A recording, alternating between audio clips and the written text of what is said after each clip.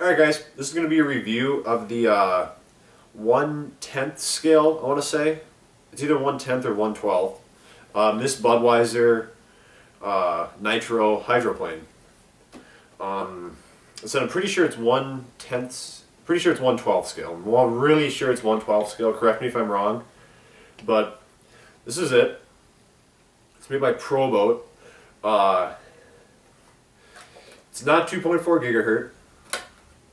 It's an older model, so I don't really think they make this boat anymore, or produce it anymore. But I'm doing a review on it because I really haven't seen any reviews that have been actually really in depth in it. I'm not going to go too in depth, but I really haven't seen any reviews at all on it, and it is a really cool looking boat, even though you really can't find it anymore. I think eBay, you can find it on eBay and stuff like that, but I know they make this one, and I have seen a couple of videos of a couple, I think 1/8 scale.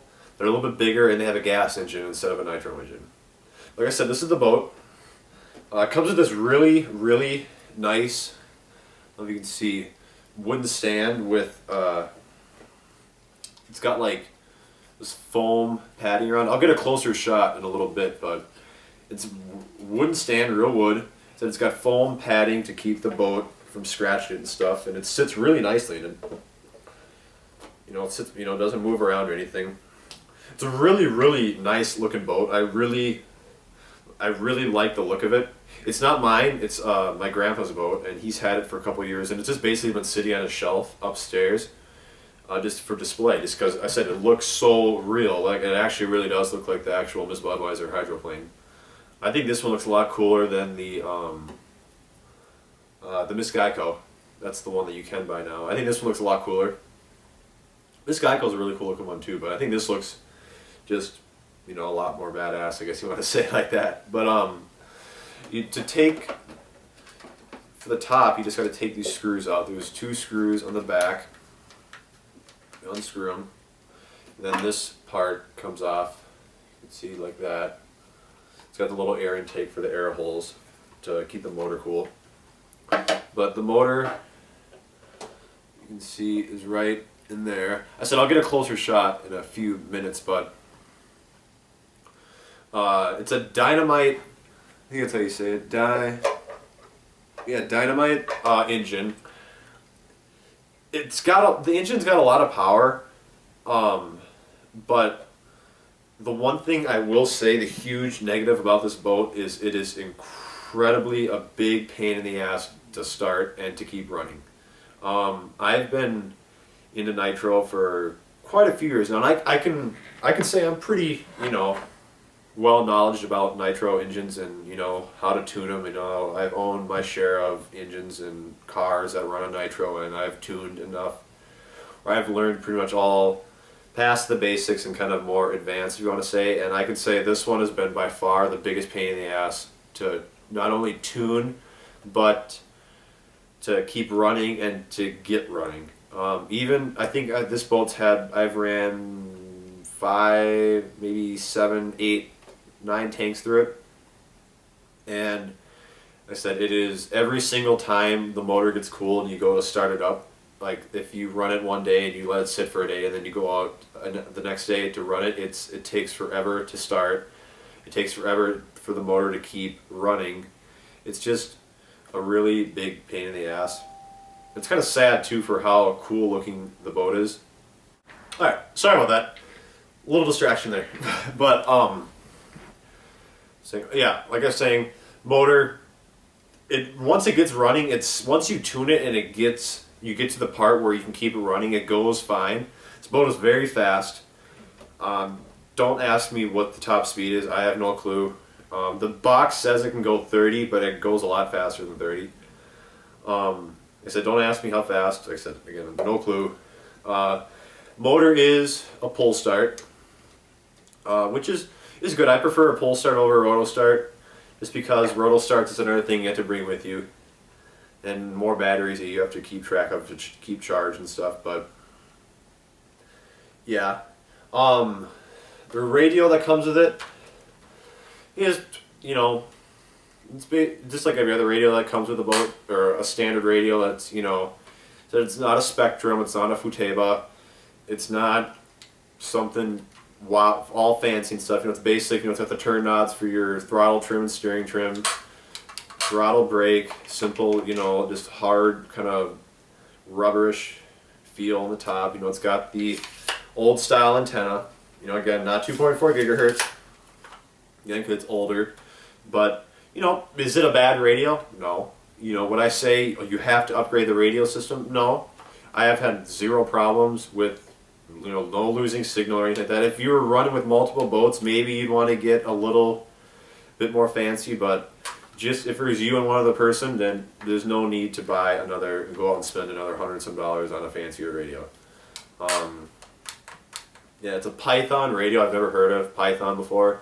It comes in a really fancy box. In the box that this comes in, the radio has its own box. It says Python on it, so it looks fancy, but again, I've never heard of Python before. Maybe other people have, I don't know. But again, radio, standard radio, no big deal on that. The one thing that kind of sucks, to get inside to where all the electronics are, to put batteries for the servo, you got to take this piece off. It's got this rubber part here. It's kind of hard to get off. You got to undo. You can see there's a screw there, Allen screw there, and there's another one over there. You got to take those two out, and that lifts. There's a little bar that connects there. That lifts that part up, and then, like I said, you got to pull that part out. It's kind of hard to get out to get into the radio box. Kind of a pain, but you know, oh well. To turn it on, the radio electronics on, it has this little, you can see there's that little tab right there. You pull it back that way, and it turns it on. Then you push it in to shut it off. So that's kind of handy. So you don't have to undo all this to turn it on, because that would just be ridiculous. What else is there to say? Oh, the prop. I said I haven't ran very many boats. This is my first Nitro boat I've ran, but I have ran a couple electrics, and the prop that comes with it is just your standard plastic prop. It's not the best. I would, if I was actually gonna really get into running this boat, I would definitely for sure upgrade to a metal one, or just something a little better quality. Because I said I think you probably could get a little more speed out of this boat if you put a better prop on it. Like I said, it's not my boat, so I'm not going to put a bunch of money into it, because, you know, there's no need to. This hose right here, the engine is liquid cooled, so it sucks up water from there and goes from that tube. The tube goes all the way through there, comes up right here and goes into the top of the motor. Not mine. But, oh, I'll show you the stand. Get a better... As you can see, it's got the nice, so it's kind of, really wouldn't say what kind of, it's kind of like that hard, really soft, foamy feeling. I said the stand is very, very nice. But yeah, that pretty much wraps it up. That's pretty much all I can say about it. I said, great boat.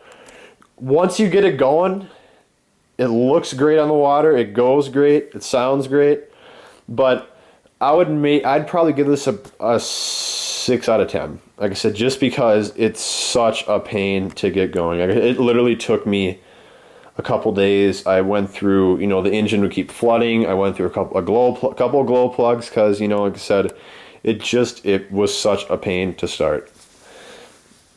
So great boat. Maybe if they ever release this again, figure out a way to get a better motor, or just, you know, have the motor a little easier way to start it, you know, test that out. And I have seen, there's not really many reviews of this boat on YouTube, but the ones I have seen and the videos I have watched of it, everyone says the same thing. It's a pain in the ass to start and get going. But again, once you get past it, awesome boat. If you find one, I'd recommend to buy it, even if you don't let it go in the water. Like I said, it looks awesome. Great looking boat. And that's basically it. For a Nitro boat, I'd say it's very, very cool looking. That's pretty much it. So thanks for watching this review, guys. And if you have any more questions, just feel free to inbox me or whatever, and I will try to answer them as best as I can. Thanks.